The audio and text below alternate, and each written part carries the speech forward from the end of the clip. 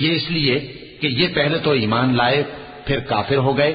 تو ان کے دلوں پر مہر لگا دی گئی، سو اب یہ سمجھتے ہی نہیں۔ اور جب تم ان کے تناسب اعضاء کو دیکھتے ہو تو ان کے جسم تمہیں کیا ہی اچھے معلوم ہوتے ہیں، اور جب یہ گفتگو کرتے ہیں تو تم ان کی تقریر کو توجہ سے سنتے ہو،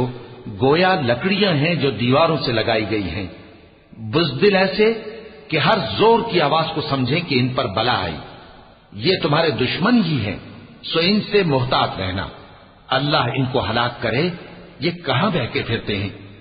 اور جب ان سے کہا جائے کہ آؤ رسول اللہ صلی اللہ علیہ وآلہ وسلم تمہارے لیے مغفرت مانگیں تو سر ہلا دیتے ہیں، اور تم ان کو دیکھو کہ تکبر کرتے ہوئے رکے ہی رہتے ہیں۔ تم ان کے لیے مغفرت مانگو یا نہ مانگو ان کے آگے برابر ہے،